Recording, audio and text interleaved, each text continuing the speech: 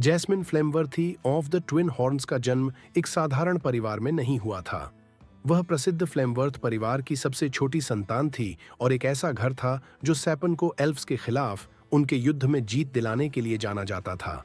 Jasmine जादू और मना की विलक्षण प्रतिभा थी, लेकिन कोई जादू उसे उसके माता पिता की अपेक्षाओं के दबाव से और उसकी नियति में ढलने के दर्द से नहीं बचा सकता था। अतीत में आर्थर के साथ एक साहसी यात्रा के दौरान उसने आर्थर को अपने परिवार के बारे में बताने के लिए धन्यवाद कहा। आर्थर ने भी उसे सुनने के लिए धन्यवाद दिया और वह सोचने लगी कि उसने आखिरी बार अपने परिवार के बारे में कब सोचा था। उसे अपना बचपन याद आया जब उसे अपने घर में सभी का प्यार मिला था, जिसमें उसके माता पिता भी शामिल थे, जो अब उससे नफरत करते हैं। जैस्मिन अपने नौकरों से भाग रही थी, जो उससे निवेदन कर रहे थे कि वह रुक जाए क्योंकि उसे डिनर के लिए तैयार होना था। लेकिन उसने उनकी बात नहीं मानी और सोच रही थी कि वे उसे पकड़ नहीं पाएंगे। वह आत्मविश्वास से दौड़ी और उन्हें बताती रही कि वह यह पूरा दिन कर सकती है। अचानक उसका पैर उलझ गया और वह जमीन पर गिर पड़ी, जिससे उसके सेवक चिंतित हो गए। लेकिन उसने अनजाने में अपने वायु तत्व का उपयोग कर खुद को बचा लिया और उसे चोट नहीं लगी। सेवकों ने उससे अनुरोध किया कि वह उनके साथ चले ताकि वे उसे तैयार कर सकें, लेकिन वह अभी तैयार नहीं होना चाहती थी। उसने उनकी पकड़ से खुद को छुड़ाया और आगे देखे बिना भागते हुए अपने पिता से जा टकराई। यह देखकर सेवक चिंतित हो गए और उनके मालिक को सूचित किया कि वे उसे डिनर के लिए तैयार करेंगे। उसके पिता लॉर्ड ट्रस ने उसे पकड़ा और उठा लिया। नौकरों ने उनसे ईमानदारी से माफी मांगी और यह स्वीकार किया कि यह उनकी गलती थी कि वे जैस्मिन को तैयार नहीं कर पाए और वे पूरी जिम्मेदारी लेने को तैयार थे। लॉर्ड ट्रस यह जानकर हैरान हुए और जानना चाहते थे कि एक साधारण सेवक अगली फ्लेमवर्थ पीढ़ी की जिम्मेदारी कैसे ले सकता है। वे उनके सामने झुककर माफी मांगने लगे।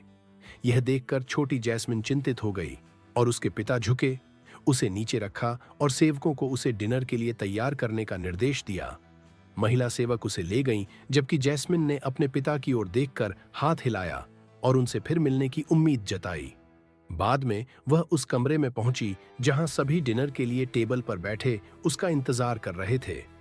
उसकी बहनें बहस कर रही थीं कि अगर उनकी पिछली द्वंद्व प्रतियोगिता को बीच में न रोका गया होता तो वह उसे हरा देती, और दूसरी बहन ने उसे खुद को यह कहते रहने का निर्देश दिया। उसका भाई भी उसका इंतजार कर रहा था और जैस्मिन के फिर से सबसे अंत में आने पर उसे गहरी सांस ली। वह अपनी सीट पर बैठने ही वाली थी कि उसकी मां ने उसे बुलाया और बताया कि उसके बालों में डीले स्ट्रैंड्स हैं। उसकी दूसरी बहन ने कहा कि नए नौकरों की गुणवत्ता कम हो गई है, क्योंकि एक नौकरानी ने कुछ दिन पहले उसके बालों में छोटी बनाने का दुस्साहस किया था। जैस्मिन अपने बाल ठीक करने की कोशिश कर रही थी, तभी उसका भाई रोवन उसकी मदद करने के लिए आया और उसने उसका धन्यवाद किया। रोवन ने टिप्पणी की कि एक फ्लेमवर्थ का ऐसा होना सही नहीं है कि वह अपने घर के बिना भी बेतरतीब दिखे, इसलिए उसे खुद को उच्चतम स्तर पर रखना चाहिए। जैस्मिन ने सहमति जताई, लेकिन कैशन ने उसे चिढ़ाते हुए पूछा कि वह मानकों के बारे में क्या जानती है। उसने सुना था कि वह अपने कोर के डार्क ऑन रेंज स्तर तक पहुंचने में फिर असफल रही है। लॉरेल ने उससे पूछा कि उसने यह किससे सुना और क्या यह वही सेविका है जिसके साथ वह गड़बड़ कर रहा है। कैशन ने उसे झूठ फैलाने से मना किया, लेकिन लॉरेल ने स्पष्ट किया कि यह झूठ नहीं, सिर्फ एक अफवाह थी। यह देखकर कि वह इतनी कड़ी प्रतिक्रिया दे रहा है, उसने अनुमान लगाया कि यह सच हो सकता है। उनकी सबसे बड़ी बहन खड़ी हुई और सभी को बताया कि उनके पिता आ रहे हैं, तो वे सब उनका सम्मान दिखाने के लिए खड़े हो गए और उनके सामने झुक गए। लॉर्ड ट्रो ने अपनी सीट ली और नौकरानी को अपने बगल की कुर्सी खींचने का निर्देश दिया, क्योंकि जैस्मिन उनके बगल में बैठने वाली थी। यह देखकर सभी चौंक गए, लेकिन जैस्मिन खुश थी और उन्होंने अपना डिनर शुरू किया। जिज्ञासु कैशन ने अपने पिता से पूछा कि उन्होंने अचानक उनकी बैठने की व्यवस्था क्यों बदली। ट्रस का उत्तर सरल था। उनकी बहन ने न केवल लेवल 2 ट्रेनिंग क्रिस्टल को सबसे तेज पूरा किया था, बल्कि उसका मना नियंत्रण पहले से ही प्रदर्शित हो रहा था। लॉरेल को गुस्सा आया क्योंकि वह और जूलिया भी अच्छा कर रहे थे और उनके प्रशिक्षक का कहना था कि वे जागरण के करीब हैं। लॉर्ड ट्रस ने टिप्पणी की कि उनके प्रशिक्षक लगभग 1 साल से यह कह रहे हैं और सैनोर ने उनके उम्र में पहुंचने से पहले ही जागरण कर लिया था, जबकि उन दोनों में एक कोर भी नहीं है, और यहां तक कि उनकी छोटी बहन जागरण के करीब है, इसलिए जैस्मिन में एक वारिस के गुण हैं। यह सुनकर सभी चौंक गए, क्योंकि उन्होंने कभी नहीं सोचा था कि उनकी सबसे छोटी बहन वारिस बनेगी। उन्होंने अपने पिता से पूछा कि उनका मतलब क्या है और उनसे और बात करने का अनुरोध किया। रोवन ने अपने पिता से पूछा कि क्या उनके कहने का मतलब यह है कि जैस्मिन में महान बनने के गुण हैं, तो क्या उनमें यह नहीं है?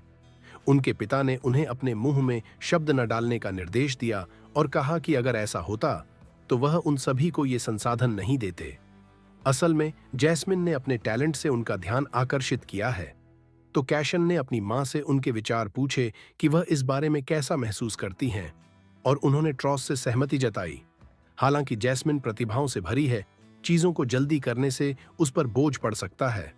वह सबसे छोटी है, इसलिए वह चाहती है कि उसका पति इस बात का ध्यान रखे। लॉर्ड ट्रोट्स इस विषय पर और चर्चा नहीं करना चाहते, क्योंकि फ्लेमवर्थ हाउस का अनुक्रम कभी उम्र पर आधारित नहीं था, बल्कि प्रतिभा और शक्ति पर था। उन्होंने जैस्मिन की प्रतिभा और ऊर्जा को पोषित करने की कोशिश की, और जैस्मिन ने अपने पिता का धन्यवाद किया और उन्हें आश्वासन दिया कि वह मेहनत करती रहेगी। जैस्मिन ने सभी से माफी मांगी कि उसने बैठने की व्यवस्था बदल दी और वादा किया कि वह कल फिर से अपनी जगह पर बैठेगी, क्योंकि उसे रोवन के बगल में बैठने में कोई दिक्कत नहीं थी। उसके पिता ने उसे किसी और के लिए बोलने से मना किया, क्योंकि वह उसकी माफी नहीं थी, और उसे कभी भी उस चीज के लिए माफी नहीं मांगने का निर्देश दिया जो उपयुक्त रूप से अर्जित किया गया हो। उसने आज्ञाकारी होकर सिर हिलाया, जबकि उसके भाई बहन उसे गुस्से में घूर रहे थे। बाद में उसने अपने प्रशिक्षक से मुकाबला किया और उन पर वार करने की कोशिश की, लेकिन उनकी उच्च कुशलता के कारण असफल रही। उसने अपने प्रशिक्षक के घुटने पर हमला करने की कोशिश की, लेकिन उसके पहले ही उसके प्रशिक्षक ने उस पर हमला करने की कोशिश की, जिससे वह तेजी से पीछे हट गई। उसके प्रशिक्षक ने उसे याद दिलाया कि उसने उन पर वार करने की उम्मीद की थी, इसलिए उसे डरकर पीछे नहीं हटना चाहिए जब चीजें उसकी उम्मीद के मुताबिक न हों। उसने सहमति जताई। प्रशिक्षक ने तेजी से बढ़ते हुए एक ही वार में उसकी लकड़ी की तलवार दूर फेंक दी, जिससे वह चौंक गई। उन्होंने टिप्पणी की कि उसकी हरकतें धारा प्रवाह थीं और वह अपने दोनों हाथों का उपयोग अच्छी तरह कर सकती थी, लेकिन उसका हथियार शायद उसके कौशल सेट के लिए बहुत भारी था। फिर भी उस आदमी ने सोचा कि जैस्मिन एक अच्छी योद्धा बनेगी और उसकी मां से इस बारे में उनकी राय पूछी। उसकी मां ने सहमति में सिर हिलाया और आत्मविश्वास से कहा कि वह जल्द ही अपने मना का पूरी तरह से उपयोग करने में सक्षम हो जाएगी। लॉर्ड ट्रुस कमरे में आए और दोनों ने उन्हें अभिवादन करने के लिए उनके सामने झुककर प्रणाम किया। उन्होंने उन्हें तुरंत क्रिस्टल के साथ मना प्रशिक्षण की ओर बढ़ने का निर्देश दिया। उस आदमी ने जैस्मिन को निर्देश दिया कि वह जैसा बता रहे हैं वैसा ही करे। उन्होंने एक अन्य कमरे का दरवाजा खोला और अंदर प्रवेश किया। आदमी ने उसे बॉक्स से पत्थर निकालने की सलाह दी और उसने क्रिस्टल उठाया और बैठ गई। उसके प्रशिक्षक ने उसे निर्देश दिया कि वह याद रखे कि लेवल 3 ट्रेनिंग क्रिस्टल उसके शरीर के अंदर के मना की ओर उतना आकर्षण नहीं रखते, इसलिए उसे क्रिस्टल की ओर अपने कणों को ले जाने के लिए अधिक मेहनत करनी होगी। उसने अपनी आंखें बंद कीं और क्रिस्टल के अंदर कणों को ले जाना शुरू किया, और उसका प्रशिक्षक उसे निर्देश देता रहा। उसने उसे ध्यान केंद्रित करने का निर्देश दिया कि उसे धक्का देने, इकट्ठा करने और अपने मना को क्रिस्टल में ले जाने की भावना को महसूस करना है। उसने अपनी आंखें खोलीं और चौंक गई, क्योंकि उसका क्रिस्टल चमकने लगा था, और उसने खुशी से अपने माता पिता से पूछा कि क्या उन्होंने देखा कि उसने एक और क्रिस्टल को साफ कर दिया। उसके पिता खुश थे और उसकी प्रशंसा की, क्योंकि यह उनके अनुमान से लगभग आधा साल पहले ही हुआ था। लॉर्ड ट्रुस ने उस आदमी से पूछा कि क्या उनके पास कोई एलिमेंटल क्रिस्टल उपलब्ध है, और उसने इसकी पुष्टि की। उन्होंने उसे निर्देश दिया कि वह उन क्रिस्टलों को लाए ताकि जैस्मिन इसे आजमा सके। यह असामान्य था और उस आदमी को झटका लगा, क्योंकि जैस्मिन को एलिमेंटल क्रिस्टल शुरू करने से पहले अभी 2 और बेसिक मना क्रिस्टल को साफ करना था। लॉर्ड ट्रोया ने उसे घूरते हुए पूछा कि क्या उसे पता है कि और क्या असामान्य था। यह जैस्मिन की उम्र में उसकी प्रतिभा का स्तर था, इसलिए उन्होंने उसे आग के क्रिस्टल लाने का निर्देश दिया, क्योंकि उनके सबसे छोटे द्वारा सालाना डिनर पार्टी से पहले एक जागृत आग क्रिस्टल का उपयोग करना फ्लेमवर्थ हाउस को और मजबूती देगा। उसकी मां को गुस्सा आ गया क्योंकि ट्रुस की अपेक्षाएं असंवेदनशील हो रही थीं, लेकिन उन्होंने असहमति जताई। उन्हें विश्वास था कि उनकी बेटी की शक्ति उसकी उम्र की सीमाओं से परे है। यह जैस्मिन को चिंतित कर रहा था, क्योंकि यहां तक कि जूलिया और लॉरेल ने भी एलिमेंटल क्रिस्टल शुरू नहीं किया था, और उसके अन्य भाई बहन कम से कम 12 साल की उम्र में ही शुरू कर पाए थे। सेनोर ने अपने पहले प्रयास में आग का क्रिस्टल सक्रिय किया और रोवन को इसमें कुछ हफ्ते लगे, जबकि कैशन को कुछ महीने।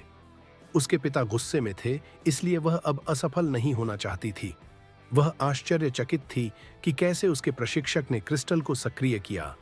प्रशिक्षक ने उसे निर्देश दिया कि वह एक एलिमेंटल क्रिस्टल को सक्रिय करे जो एक आवश्यक मना क्रिस्टल के समान था, लेकिन एलिमेंटल क्रिस्टल उनके संबंधित तत्वों से संबंधित संकुचित परिवेशीय मना से बने होते हैं। वे युवा जादूगरों को हवा में मना से जुड़ने के लिए मार्गदर्शन करने के लिए बुनियादी क्रिस्टलों का उपयोग करते हैं, और जब वे जागरण के करीब होते हैं तो जादूगरों की अनुकूलता का परीक्षण करने के लिए एलिमेंटल क्रिस्टल का उपयोग करते हैं। उसने उसे एक क्रिस्टल दिखाया और निर्देश दिया कि यदि आग का क्रिस्टल उसके प्रति प्रतिक्रिया नहीं करता है तो चिंता न करे, क्योंकि वह अभी बहुत छोटी है। ट्रुस ने सुझाव दिया कि उन्हें उसे इसे देना चाहिए ताकि वे देख सकें कि क्या होता है, बजाय इसके कि वे काल्पनिक बातें सुझाएं। उसने उसे क्रिस्टल दिया और उसे बुनियादी क्रिस्टलों के साथ अनुभव की गई धक्का देने की भावना की याद दिलाई। यह समान था, सिवाय इसके कि वे सब कुछ धक्का नहीं देना चाहते थे, और यह क्रिस्टल पूरे मना को नहीं चाहता था, बल्कि केवल एक विशिष्ट प्रकार चाहता था। प्रशिक्षक ने उससे पूछा कि वह किस प्रकार को महसूस कर सकती है, और उसने क्रिस्टल को चमकाने के लिए अपनी आंखें बंद कर लीं, लेकिन वह बुझ गया। वह डर से कांपने लगी और पूछा कि क्या ऐसा ही होना चाहिए था, लेकिन उसके प्रशिक्षक ने उसे आश्वासन दिया। यह परीक्षा के लिए बहुत जल्दी था, इसलिए यह कारण हो सकता है। ट्रुस ने प्रशिक्षक को एक और एलिमेंटल क्रिस्टल लाने का निर्देश दिया, लेकिन उस आदमी को नहीं लगा कि उन्हें ऐसा करना चाहिए। जैस्मिन ने फिर से प्रयास करने की इच्छा जताई, इसलिए उसने अनुरोध किया कि वह एक और क्रिस्टल लाएं और उसे एक बार फिर प्रयास करने दें। कई अन्य क्रिस्टल आजमाने के बाद भी वह असफल रही और अपने पिता से असफलता के लिए माफी मांगना चाहती थी। ट्रुस ने उसे चुप रहने के लिए कहा और प्रशिक्षक से पूछा कि इन सभी पाठों का उद्देश्य क्या था। वह क्रोधित थे क्योंकि उसके प्रशिक्षण सत्र 4 घंटे के होते थे, जो दिन में 2 बार होते थे, और 1 वर्ष में यह बहुत ज्यादा हो जाता था। उन्होंने अपनी बेटी पर अतिरिक्त संसाधनों का निवेश किया था, और वह एक प्रारंभिक स्तर का आग क्रिस्टल भी जागृत नहीं कर पाई। उसके प्रशिक्षक ने उन्हें शांत करने की कोशिश की और यह समझाया कि किसी साधारण बच्चे के लिए इतनी जल्दी जागृत होना असामान्य था। ट्रुस गुस्से में थे क्योंकि जैस्मिन कोई साधारण बच्ची नहीं थी, वह एक विलक्षण प्रतिभा थी। उनका गुस्सा उसके प्रशिक्षक और उसकी मां की रीढ़ में सिहरन पैदा कर रहा था। ट्रुस ने कहा कि वह अपने बच्चों के प्रति किसी भी प्रकार की नरमी सहन नहीं करेंगे, क्योंकि उन्होंने केवल सर्वश्रेष्ठ प्रशिक्षक दिए हैं, लेकिन वांछित परिणाम देखने में असफल रहे हैं। उन्होंने प्रशिक्षक को निर्देश दिया कि जैस्मिन के शारीरिक प्रशिक्षण के घंटे 2 गुने किए जाएं और क्रिस्टल के साथ उसके ध्यान के समय को 3 गुना किया जाए। प्रशिक्षक ने उनके आदेश को स्वीकार किया और ट्रोटस को विश्वास था कि वह अपनी पूरी कोशिश करती रहेगी। जैस्मिन ने आज्ञाकारी होकर सिर हिलाया और वह चले गए, जबकि उसकी मां ने स्नेहपूर्वक उसके सिर पर हाथ फेरा और उसे विश्वास दिलाया कि वह यह कर सकती है। दोनों माता पिता के चले जाने के बाद उसने अपने प्रशिक्षक से पूछा कि क्या वह अगले स्तर के मना क्रिस्टल से शुरुआत कर सकती है। मुस्कान के साथ उसे देखा, उनकी आंखों में पुरानी यादों की चमक थी। जैसे ही आर्थर का ध्यान उसकी तरफ गया, उसका चेहरा एक अलग ही उजाले में खिल उठा। प्रोफेसर के व्यक्तित्व में अब भी वही ताकत थी जो उसने अपनी पहली टीम लड़ाई में महसूस की थी। उसकी धूप में तपी रंगत और भूरे बाल अब भी वैसे ही थे, और हल्का कवच पहने हुए उसके पीछे की ओर रखी विशाल तलवारें उसकी ताकत का इशारा कर रही थीं। आपको देखकर अच्छा लगा जनरल लेविन, उसने गर्मजोशी से कहा, मेज के चारों ओर घूमते हुए। आर्थर ने हल्के अंदाज में कहा, मुझे आर्थर ही कहें, उसने मुस्कुराते हुए उत्तर दिया। फिर आप मुझे वनी ही कह सकते हैं, मैं अब आपकी प्रोफेसर नहीं हूं। उसने उसे गले से लगाया और आर्थर को यह पहली बार महसूस हुआ कि उसने प्रोफेसर ग्लोरी का असली नाम सुना था। तो स्थिति की जानकारी मिलेगी? उसने हंसते हुए पूछा। वनी ने उसे एक पर्चा निकाल कर दिया, लेकिन उससे पहले ही बताया, अभी हमारे पास एक छोटा दल है, लेकिन उसमें जादूगर हैं, कभी कभी अदृश्य हो जाने वाले और लंबी दूरी के हमले में सक्षम। वे संख्या की कमी को पूरी तरह से भर देते हैं। क्या आपके साथ एक और कप्तान भी होगा? आर्थर ने पूछा। वनी ने बताया, कप्तान ऑटर और उनका दल माबेर सिटी से आ रहा है। चाहे तो मैं एक संदेश भेज सकती हूं। आर्थर ने सिर हिलाते हुए कहा, कोई जरूरत नहीं। बात करते हुए उसने सुना कि वनी के पास एक बड़ी योजना है उन दुश्मनों के जहाजों के खिलाफ जो तट पर उतरने की तैयारी में हैं। क्या आपको लगता है कि यह काम करेगा? उसने पूछा। वनी ने आत्मविश्वास से कहा, यह उन्हें रोक देगा और शायद कुछ जहाजों को डुबो भी देगा। थोड़े मायूस अंदाज में वनी बोली, अफसोस की बात है कि हम इसे देखने वहां नहीं होंगे। फिर वह हंसी, अपनी दराज से एक चमड़े की बोतल निकालते हुए बोली, एक घूंट लेना चाहोगे जनरल लेविन? आर्थर ने मुस्कुराते हुए बोला, मैं नाबालिग हूं, आप जानते हैं। वनी ने हंसते हुए बोला, अगर तुम युद्ध के लिए काफी बड़े हो तो पीने के लिए भी हो। उसने एक घूंट लिया जिसने उसके गले को जला डाला। जैसे ही वह पेट में उतरी, उसका सारा तनाव खत्म हो गया। सिल्विया ने चिंतित स्वर में कहा, क्या यह समझदारी है कि युद्ध से पहले खुद को इस तरह बाधित करें? आर्थर ने खांसते हुए कहा, आराम करो, ये बस एक घूंट था। उसने बोतल वनी को वापस कर दी। काफी असरदार है, वनी ने बोतल को बंद करते हुए कहा। वैसे उस ड्रेस में ठंड नहीं लगती? आर्थर ने अपनी पोशाक को देखा, एक साधारण काला अंगरखा जिसमें हाथों की स्वतंत्रता बरकरार थी। उसने समझाते हुए कहा, यह सिर्फ दिखावे के लिए है, वरना मैंने खुद को गर्म रखने का तरीका निकाल लिया है। वनी मुस्कुराई और कहा, कमांडर वीरन चाहते थे कि आप सैनिकों को प्रेरणा के लिए भाषण दें। आर्थर ने हंसते हुए कहा, कप्तान ऑटर के आने तक रुकें, मैं थोड़ा मजा लेना चाहता था। वनी ने आंखें घुमाकर कहा, आप क्या करने वाले हैं? आर्थर ने मासूमियत से कहा, बस थोड़ी मस्ती, मेरे सैनिकों को चोट नहीं लगेगी। वनी ने मुस्कुराते हुए कहा, आपके इस अंदाज ने आपको एक चतुर योद्धा बना दिया है। आर्थर ने कमरे से बाहर जाते हुए कहा, क्या कोई मुझे पहचान सकेगा? वनी ने जवाब दिया, आपके साधारण कपड़ों में आप एक नए भर्ती जैसे दिखते हैं। याद रहे, एक चतुर व्यक्ति कमजोर होने पर मजबूत दिखता है और मजबूत होने पर कमजोर। यह सुनकर वनी ने कहा, यह कवच सिर्फ दिखावे के लिए नहीं बल्कि सुरक्षा के लिए है। आर्थर ने उसकी बात को सराहा और फिर गहरे आत्मविश्वास के साथ दरवाजे की ओर बढ़ गया। आर्थर ने बड़बड़ाते हुए कहा, ओह प्लीज, मैं लांस बनने से पहले ही एक स्मार्ट इंसान था। वनी मुस्कुरा दी और अपनी मेज पर झुककर दूर किसी अनदेखी चीज को देखने लगी, जैसे अतीत के किसी खजाने को देख रही हो। जब आप मजबूत होते हो तो कमजोर दिखो, मुझे यह लाइन पसंद है। आर्थर ने मुस्कुराते हुए कहा, इसे फ्री में इस्तेमाल करो, और तंबू से बाहर निकल गया। उसने अपनी हंसी में छिपा लिया कि यह लाइन दरअसल उसके पिछले जीवन के एक जनरल की थी, लेकिन वनी शायद जानने की उतनी इच्छुक नहीं थी। जैसे ही वे बाहर आए, सिल्विया ने हवा में तैरती उत्सुकता के साथ पूछा, तुम्हें क्या करना था? आर्थर ने चुटकी लेते हुए कहा, बस हमारे सैनिकों की ताकत मापनी है, और क्या? सिल्विया की संदेहपूर्ण भावना को महसूस करते हुए उसने जोड़ा, मतलब उनके साथ थोड़ी मस्ती। इस पर सिल्विया ने चिंताजनक स्वर में कहा, कभी कभी यह सोचना डरा देता है कि इस पूरे महाद्वीप का भाग्य तुम पर टिका है। तंबू का पर्दा उठाते हुए आर्थर ने देखा कि गार्ड की आंखें उसके सामने एकदम सजग हो गईं। आर्थर ने उसकी ओर आंख मारते हुए फुसफुसाया, याद रखना, शांत रहना। बिना कोई प्रतिक्रिया का इंतजार किए वह भीड़ की तरफ बढ़ गया, जो अब और भी जोरों से खुशियां मना रही थीं। सामने अस्थाई मंच पर सेड्री और जोना जैसे पुराने दोस्त लड़ाई का मजा ले रहे थे। दर्शकों ने आसपास के पेड़ों के ठूंठों को सीट बना लिया था और कुछ ने शराब के साथ मजेदार शर्तें भी लगाई थीं। माहौल पूरा ही उत्सव से भरा हुआ था। भीड़ के बीच जगह बनाते हुए आर्थर सामने की ओर बढ़ा। उसने सेड्री और जोना को बैठकर लड़ाई का मजा लेते हुए पाया। आर्थर ने जोना से कहा, यह एक अच्छी फाइट थी। जोना ने आर्थर की ओर ध्यान से देखा और हंसते हुए कहा, तुम नए भर्ती हो ना? आर्थर मुस्कुराते हुए बोला, तुम ऐसा मान सकते हो, मुझे आर्थर कह सकते हो।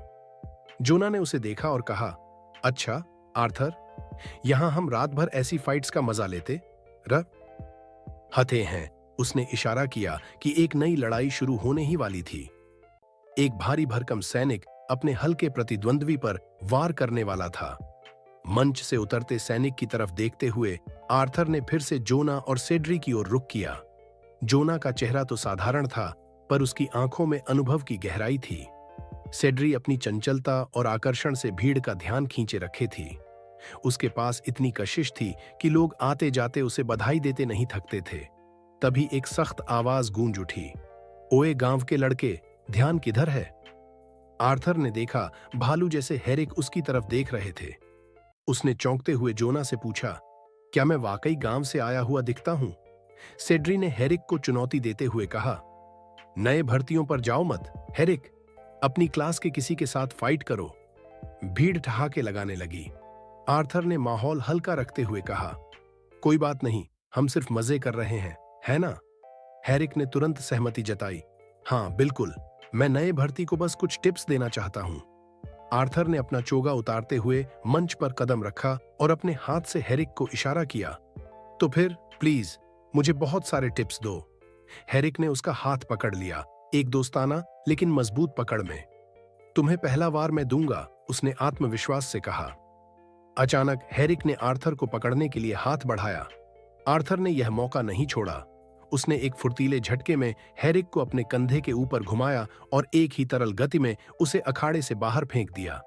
हेरिक जमीन पर गिरे हुए ऊपर देखते हुए बड़बड़ाया, रुको, मैं फिसल गया था, ये काउंट नहीं होना चाहिए। भीड़ ठहाकों में फूट पड़ी, हेरिक की खिल्ली उड़ाते हुए। हेरिक के बाद आर्थर का सामना एक लंबी, आत्मविश्वासी महिला से हुआ। उसने कहा, मैं तुम्हें नीचे लाने का सोच रही थी, पर अब तुम्हें ही संतोष करना होगा, हरे सींग। चलो देखें, क्या तुम सच में इतने भाग्यशाली हो? आर्थर ने हल्की मुस्कान के साथ जवाब दिया, कृपया मुझ पर रहम करें। उसकी प्रतिद्वंद्वी अच्छी तरह से 6 फीट से अधिक लंबी थी। उसकी तीखी नजरें और कसी हुई मांसपेशियां उसे एक तेंदुए जैसी घातक उपस्थिति देती थीं।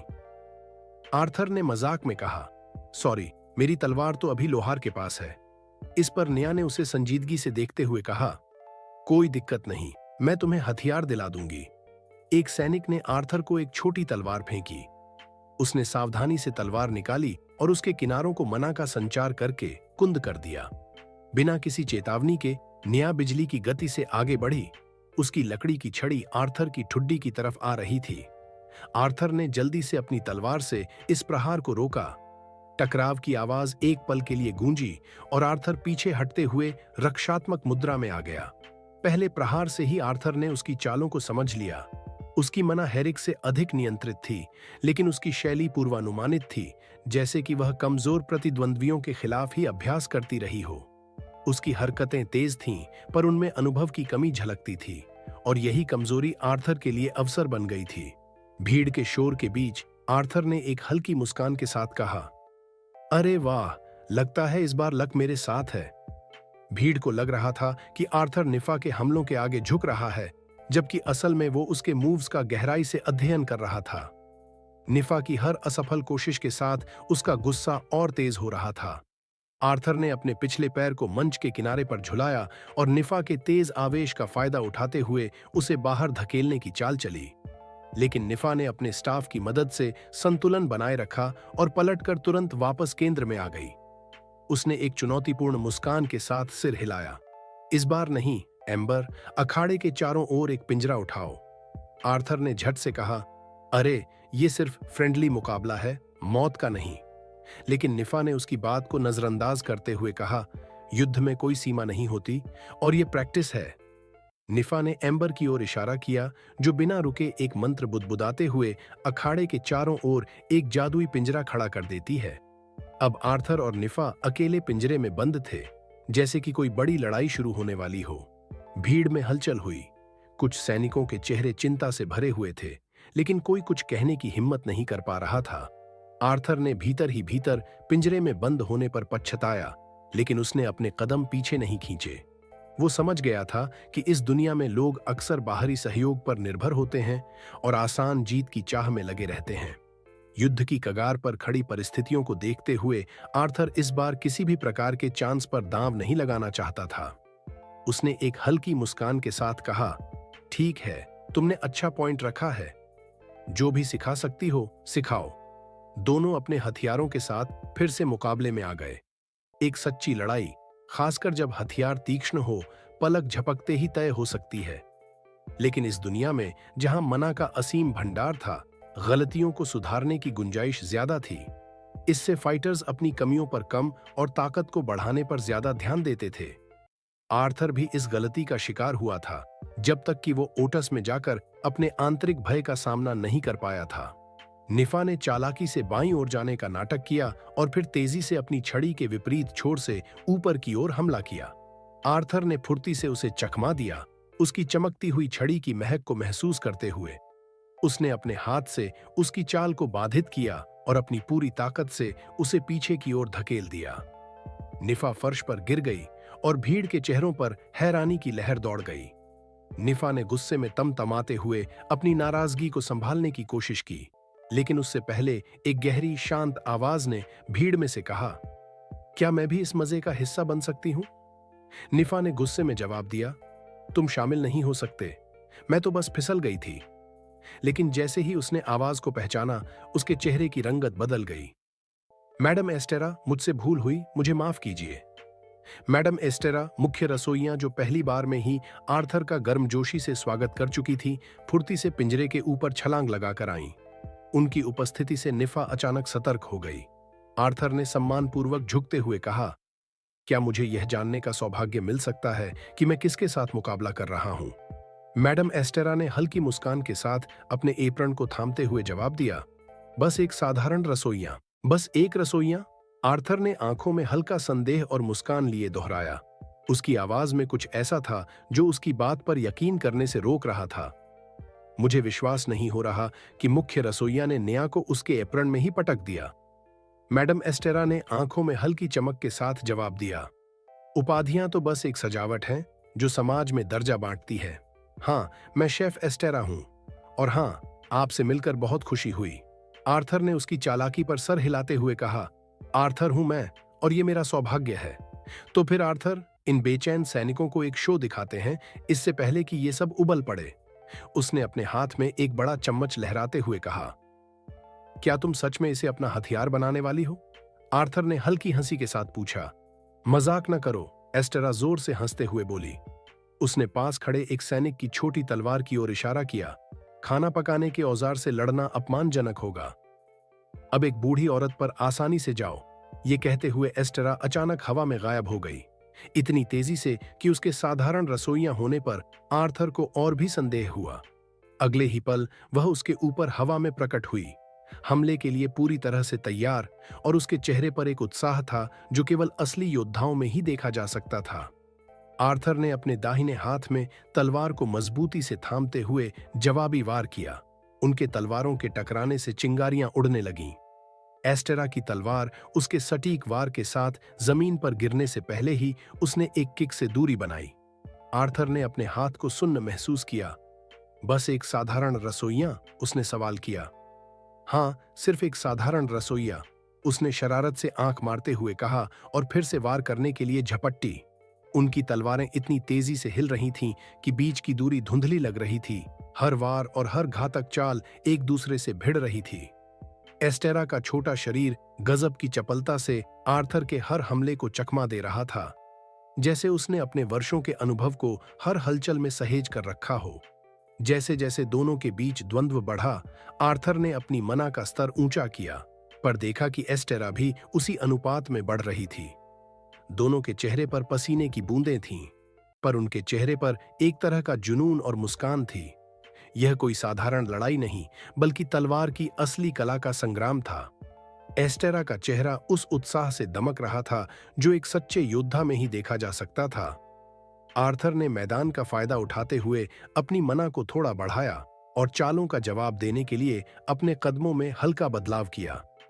जैसे ही वह उसके पास पहुंची, उसने दीवार से एक झटका लिया और सीधे उसकी ओर बढ़ गई। आर्थर ने खुद को जल्दी से स्थिर किया और अपनी तलवार को कंधे के पास से गुजरने दिया। अब वो दीवार के सामने थी। एस्टेरा ने मजाकिया लहजे में कहा, कोने में फंसा चूहा भी हमला कर देता है। आर्थर ने मुस्कुराते हुए कहा, तो अब मैं वो चूहा हूं जो कोने में फंसा है। यही वजह है कि मैं सावधान हूं, एस्टेरा ने अपनी तलवार की पकड़ को कसते हुए जवाब दिया। तुम क्यों नहीं रुकती, एस्टेरा? आर्थर ने गंभीरता से पूछा। मुझे लगता है कि इस द्वंद्व में जादू का बढ़ावा देना तलवार की कला का अपमान होगा, उसने संतोष से मुस्कुराकर कहा। इतनी छोटी उम्र में इतनी समझदारी भरी बातें। एस्टेरा ने स्वीकृति में सिर हिलाया। तो क्या इसे एक पायदान और ऊपर ले चलें?